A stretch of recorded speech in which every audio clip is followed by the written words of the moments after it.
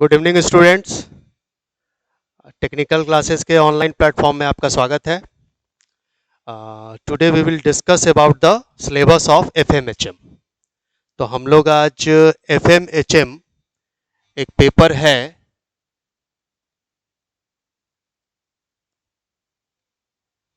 जो third semester mechanical वालों के लिए सिलेबस में लाया गया है। पहले भी था, आगे भी रहेगा, है ना। तो उसके सिलेबस के बारे में हम लोग देखेंगे, क्या पढ़ना है उसके बारे में देखेंगे। न्यूमेरिकल पेपर है या प्योर थ्योरी पेपर है या दोनों का कॉम्बिनेशन है, मिक्स है, उसके बारे में देखेंगे, है ना, वगैरह वगैरह। इस तरह का डिस्कशन हम लोग आज करने वाले हैं। और मैकेनिकल के लिए तो खैर ब्रांच पेपर ही है, क्योंकि मैकेनिक्स भी है इसमें और इसका यूज करके हाइड्रोलिक्स मशीनरी भी है। एक्चुअली इसका पूरा नाम क्या है वो आपको जानकारी होना भी चाहिए। जैसे एफएम से क्या है, एफएम इसमें पूरा नाम आपका है फ्लूइड मैकेनिक्स, है ना, फ्लूइड मैकेनिक्स। और इसको अगर दूसरे पार्ट को ले लिया जाए तो इसका क्या नाम है, हाइड्रोलिक्स। हाइड्रोलिक भी कह सकते हैं आप, हाइड्रोलिक मशीनरी।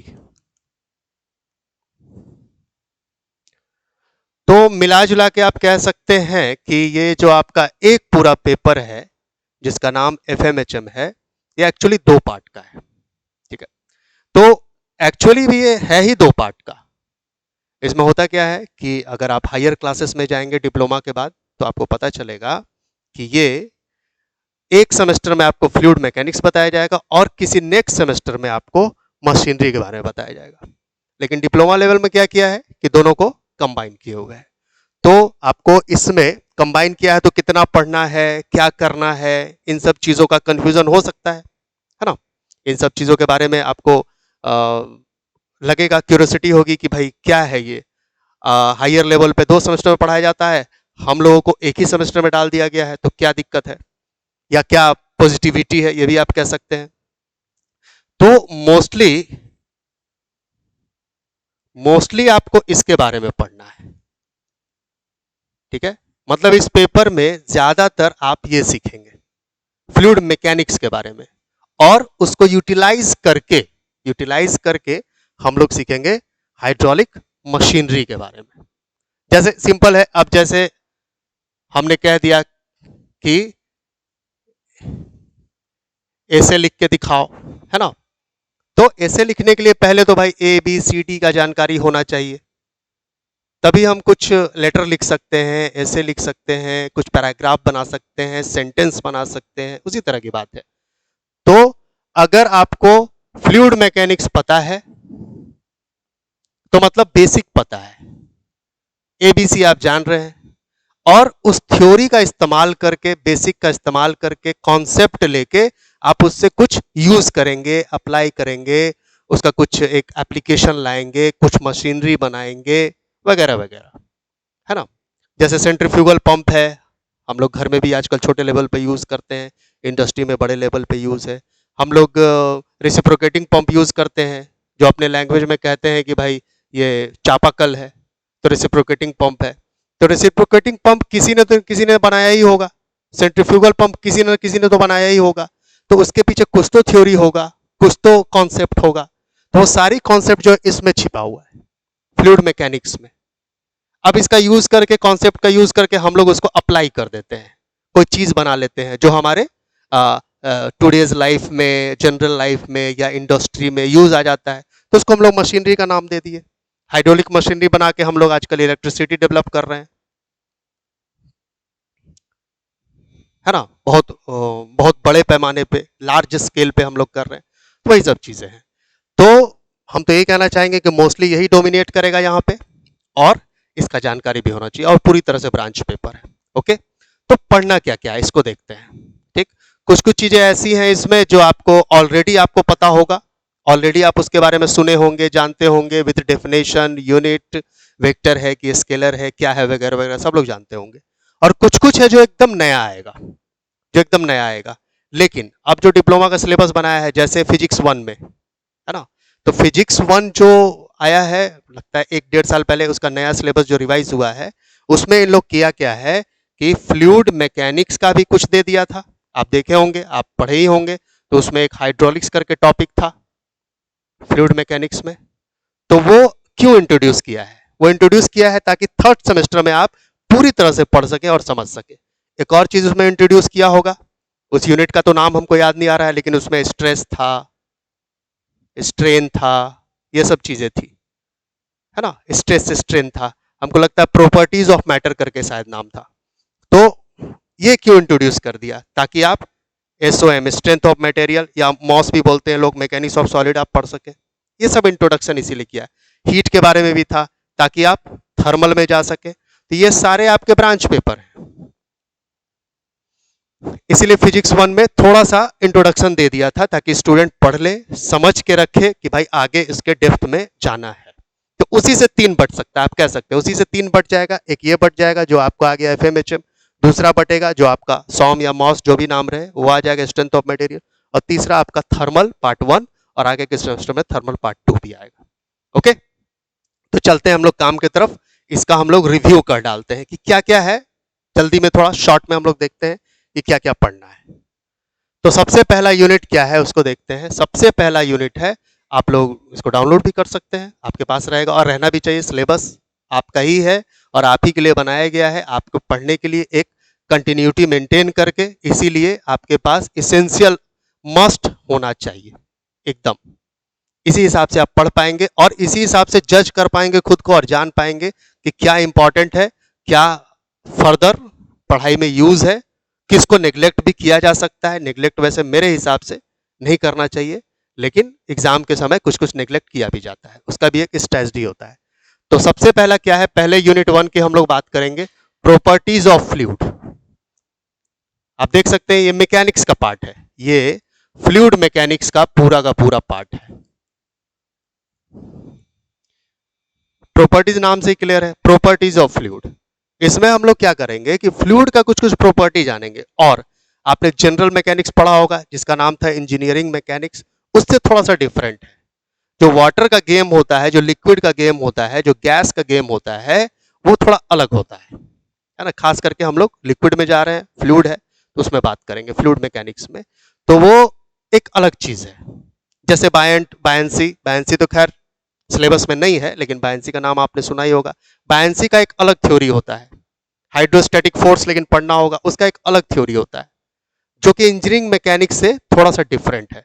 बाकी फोर्सेस वेक्टर होते हैं, कैसे लगते हैं, उसको समेशन कैसे कर सकते हैं, पैरेललोग्राम लॉ लगा सकते हैं, वो सब तो ठीक है, जनरल थ्योरी है।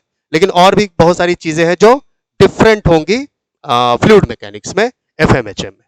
तो प्रॉपर्टीज में जैसे density, specific gravity, specific weight, specific volume, इन सब चीजों के बारे में जानना होगा। बेसिक प्रॉपर्टी जैसे मैकेनिक्स में भी स्टार्ट हुआ था, तो बेसिक प्रॉपर्टी होगा mass, time, space, rigid body, flexible body. What are this? These are the basic property, जो कि इनहेरेंट प्रॉपर्टी होता है, मतलब है तो है, गॉड गिफ्टेड प्रॉपर्टी, वो है तो है। कोई बॉडी है तो उसमें मास है तो है भाई, अब उसको हम लोग एनालाइज कर लेना है, उसमें फोर्स लगाए तो क्या कर लेना है, उसी तरह की चीजें यहाँ है।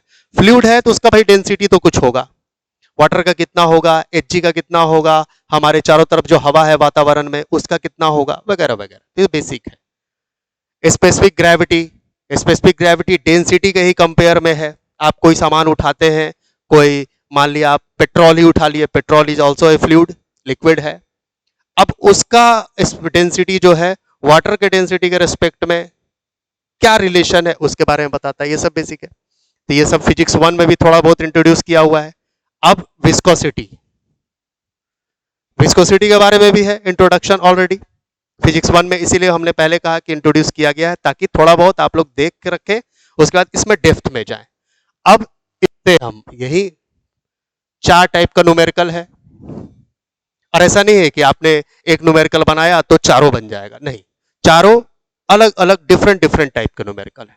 तो पूरी तरह से फायदा इसमें क्या है कि हम लोगों को देखना है फायदा ही, निगेटिविटी की तरफ नहीं जाना है कि 4 तरह का है, चारों पढ़ना होगा, चारों समझना होगा, तब ऐसा होगा, नहीं। चार तरह से फायदा क्या है, डिफरेंट तो है, लेकिन फायदा क्या है कि चारों क्वेश्चन बना लेने से आपको सारे तरह का कॉन्सेप्ट गेन हो जाएगा। सबसे बड़ा फायदा ये है, तो आपके लिए हमेशा हो जाएगा। अगर आप फर्दर, जैसा मैंने कहा कि फर्दर क्लासेस में आप जाते हैं तो आपके लिए ये पढ़ा पढ़ाया रहेगा, और यही सेम पढ़ना है फर्दर क्लासेस में, कोई नया चीज नहीं है, तो फायदा मिलेगा। तो विस्कोसिटी है, काइनेमेटिक विस्कोसिटी क्या है, ये भी, ये दोनों एक दूसरे से डेंसिटी के रिस्पेक्ट में रिलेट किया हुआ है। तो आप देख सकते हैं density is the most important property, इसीलिए सबसे पहले बताया गया है डेंसिटी, मास डेंसिटी भी कहते हैं उसको। इसके बाद क्या है, pressure, sorry, surface tension. Surface tension का एक लंबा चौड़ा कॉन्सेप्ट है, बहुत ही और बहुत ही इंपॉर्टेंट है। आजकल एसएससी का जितना भी एग्जाम हो रहा है, या बीपीएससी वाला जो टीचर वाला टीचर के लिए जो एग्जाम्स होते हैं, उसमें फेवरेट टॉपिक है, 100% आता है इससे सवाल, और बहुत वास्ट है, बहुत लंबा चौड़ा है। अब डिप्लोमा लेवल पे क्या है कि स्टूडेंट को थोड़ा सा बताया, 2-4 लाइन डेफिनेशन बताया, यूनिट बताया, बस हो गया, ऐसा नहीं है, ठीक है, ऐसा नहीं है, इसमें डेप्थ में जाना होगा। इसका 4-5 पेज का theory, example, definition, practical life में क्या हो रहा है, इन सब से आपको बताया जाएगा। क्यों? क्योंकि ट्रेंड चेंज हो रहा है। अगर आप 10 साल पीछे का क्वेश्चन पढ़ के जा रहे हैं और सोच रहे हैं कि हम पास हो जाएंगे, मुश्किल में आ सकते हैं। आप देख ही चुके हो, इस बार जो एग्जाम हुआ है, देख सकते हो। अब तो ऑब्जेक्टिव भी बड़ा ही कॉन्सेप्चुअल आ रहा है, इसलिए कॉन्सेप्ट लेने की जरूरत है, रटने की जरूरत नहीं है। अगर कॉन्सेप्ट के साथ 20 क्वेश्चन में से अगर 5 क्वेश्चन भी तुमसे बन रहा है तो बहुत है, अच्छा है, इसको पॉजिटिव कहते हैं। आज 5 बन रहा है, कल 10 बनेगा, परसों 20 बन जाएगा, है ना? तो टाइम के साथ सब सही हो जाएगा, लेकिन रटने से काम नहीं चलेगा। कैपिलैरिटी है, कैपिलैरिटी भी शायद फिजिक्स में था, कैपिलैरिटी भी था, कैपिलैरिटी के बारे में जानना होगा, न्यूमेरिकल होगा। वेपर प्रेशर है, कंप्रेसिबिलिटी है, कंप्रेसिबिलिटी किसी लिक्विड को कंप्रेस कर देना। जैसे आपने मैकेनिक्स ऑफ सॉलिड का जो पार्ट पढ़ा था, उसमें प्रोपर्टीज ऑफ मैटर में, उसमें बताया गया होगा कि हम लोग जब फोर्स लगाते हैं दबाने वाला, तो कंप्रेसिव फोर्स कहते हैं। उस तरह से बॉडी को नहीं दबाएंगे, किसी फ्लूइड को दबाएंगे, तो क्या नेचर होगा, कंप्रेसिबिलिटी क्या कहेगा, वगैरह वगैरह।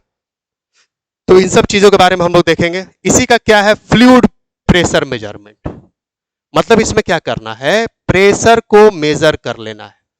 हमारे पास बहुत सारे डिवाइस है, किसी गैस का, फ्लूइड में लिक्विड भी आता है, गैस भी आता है, पानी भी आता है, हवा भी आता है।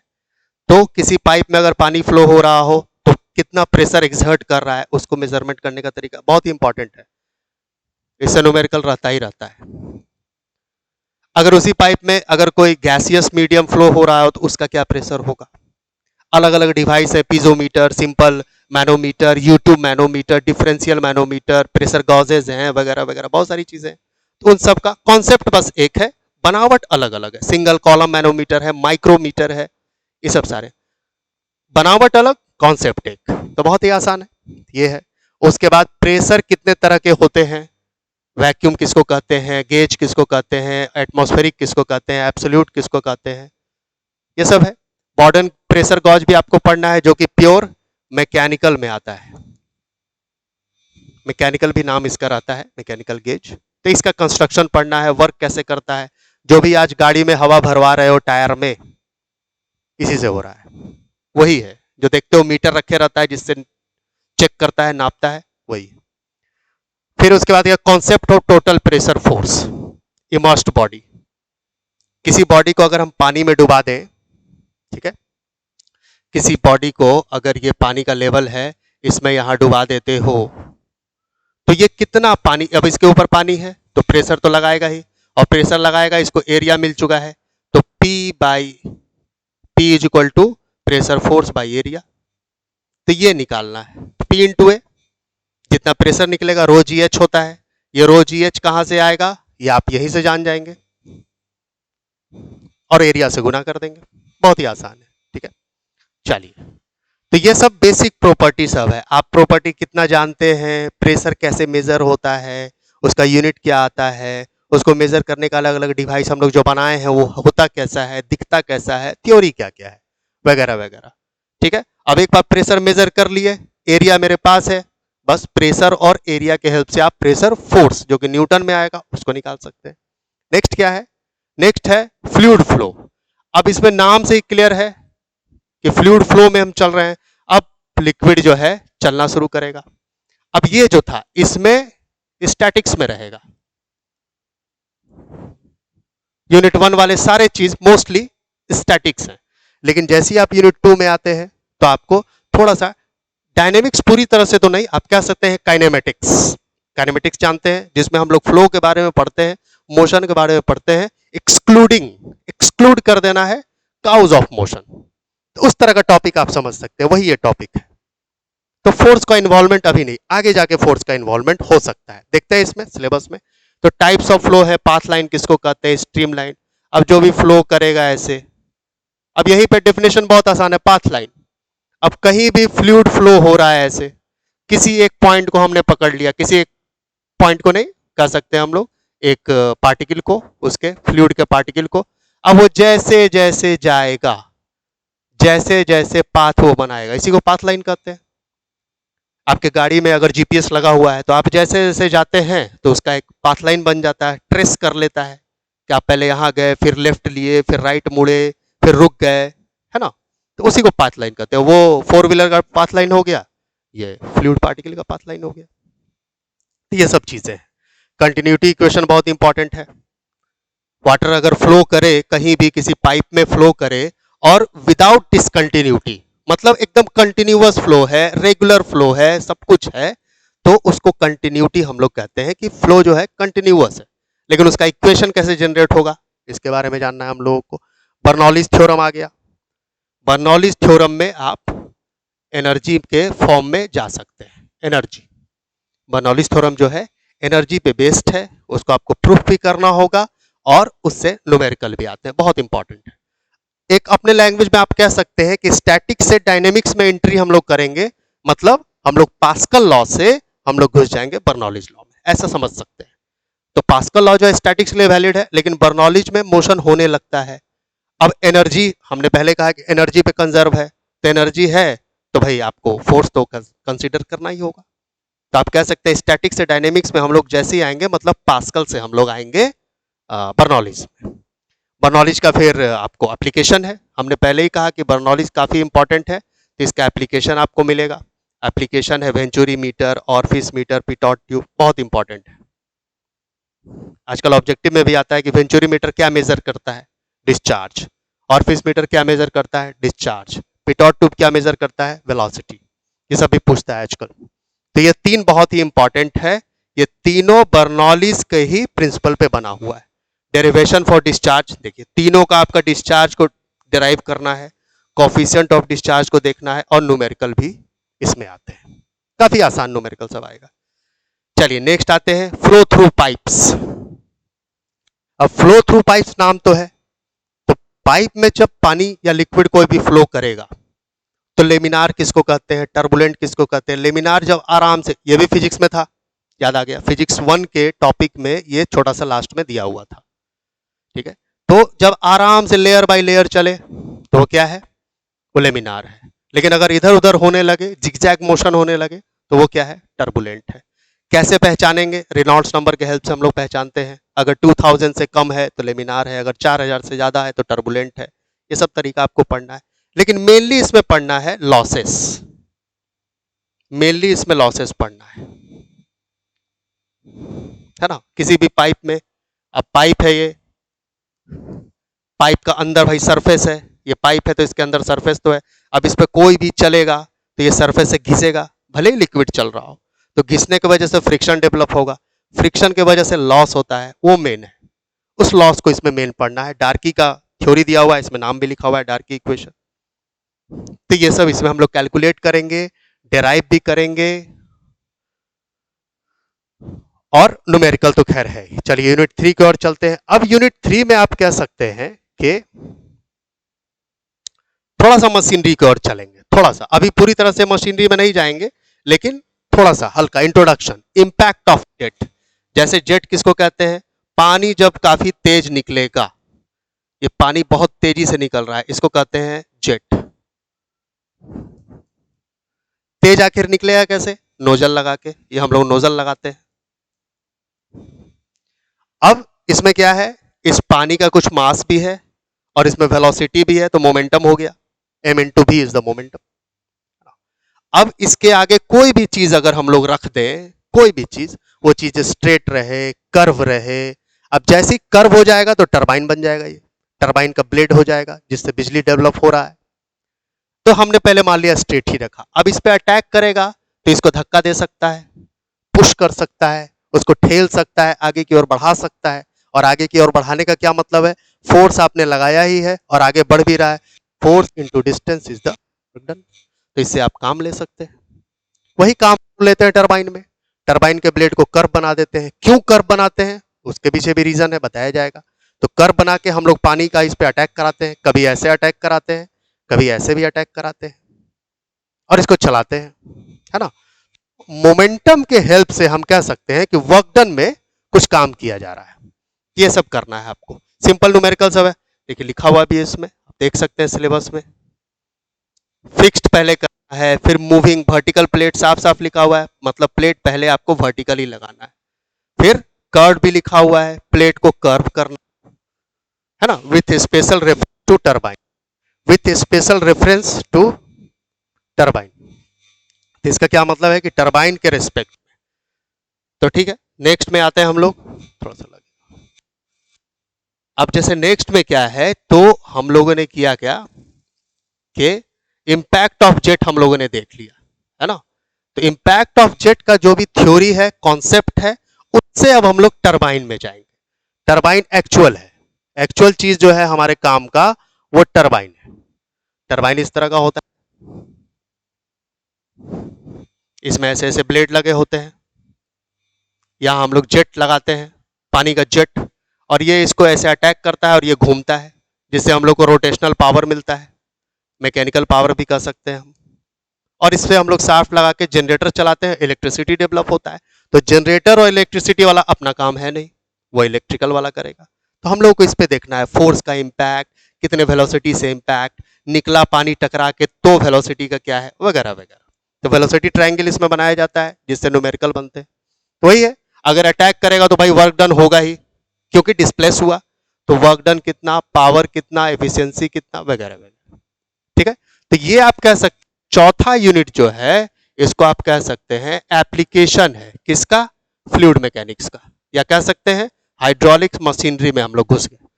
तो लास्ट दोनों यूनिट जो है ये हाइड्रोलिक मशीनरी है। लास्ट यूनिट में आते हैं, ये है सेंट्रीफ्यूगल पंप। सेंट्रीफ्यूगल पंप का क्या काम होता है? पानी को एक लोअर लेवल से खींच लेना और दूसरे लेवल में पहुंचा देना। आजकल घर का कंस्ट्रक्शन होता है तो बहुत पहले से जमीन अगर खाली है तो वहां पानी जम जाता है। अब वहां ना पिलर बना सकते हो ना कुछ बेस बना सकते हो, पहले देखना वहां के पानी को पहले निकालेगा। पानी को निकालने के लिए एक छोटा सा मशीनरी लाता है, इधर एक रहता है पाइप लगाने वाला, एक इधर पाइप लगाने वाला। यहाँ पे पाइप निकाल दिया, यहाँ से पानी शक कर लिया और पानी दूसरी जगह फेंक दिया। सेंट्रीफ्यूगल पंप है। अब इसके अंदर भी ब्लेड बना होता है, इसी का थ्योरी सब पढ़ना है, कैसे काम करता है, कैसे ये सक कर लेता है, आखिर क्या वजह है, कैसे खींच लेगा पानी। इसको हम लोग इलेक्ट्रिसिटी से चलाते हैं। उसी तरह से रेसिप्रोकेटिंग पंप भी एक होता है, जो हमारा जैसे हमने कहा hand pump is a reciprocating pump. यहाँ वाल्व लगा होता है, यहाँ से हम लोग पानी खींच लेते हैं, यहाँ हैंड होता है, पानी शक हो जाता है, उसके बाद इसमें स्टोर हो जाता है, जैसे ही ऊपर से ठेलते हैं तो ये पानी आ जाता है। तो करने में आप लोग यूज भी किए होंगे और सुनने में बड़ा आसान लगता है, लेकिन थोड़ा सा थ्योरी तो करना होगा। तो ये जो है 5 यूनिट आपका है, जिसमें से अगर कहा जाए तो 2 यूनिट प्योर, अगर लास्ट का 3 यूनिट भी पकड़ ले तो कहा जा सकता है, लेकिन लास्ट का 2 यूनिट प्योर जो है हाइड्रोलिक मशीनरी है, और शुरू का 2 यूनिट जो प्योर है वो फ्लूइड मैकेनिक्स है, जिसका हम लोग पढ़ के कॉन्सेप्ट लेके इस्तेमाल करके हम लोग करेंगे क्या, सारे यूनिट को कंप्लीट करेंगे। और काफी आसान न्यूमेरिकल आते हैं, पिछले बार जो पढ़ाए थे उससे सब इजी न्यूमेरिकल और कॉन्सेप्चुअल रहेगा, नो डाउट। इजी तभी होगा जब कॉन्सेप्ट बनेगा, कॉन्सेप्ट नहीं बनेगा तो एक लाइन का सवाल भी बहुत भारी लगेगा। ठीक है, तो मेरी तरफ से काफी अच्छी शुभकामनाएं हैं आप लोगों को। आप लोग बढ़िया से देखिए, इसको समझिए, और सबसे पहले इंपॉर्टेंट ध्यान रखिए, ब्रांच पेपर है ये, इससे बच के आप नहीं जा सकते हैं, आपको हर जगह ये पूछेगा ही पूछेगा, काफी इंपॉर्टेंट है। ठीक है, तो इसको आप सिलेबस देखेंगे और रिव्यू अच्छे से सुनेंगे, समझेंगे, उसके बाद आप डिसाइड करेंगे। ठीक है, पढ़ाई अच्छी होगी, आप उसको नॉलेज को गेन करेंगे। ओके, चलिए, आप सभी लोगों के लिए best of luck for the bright future.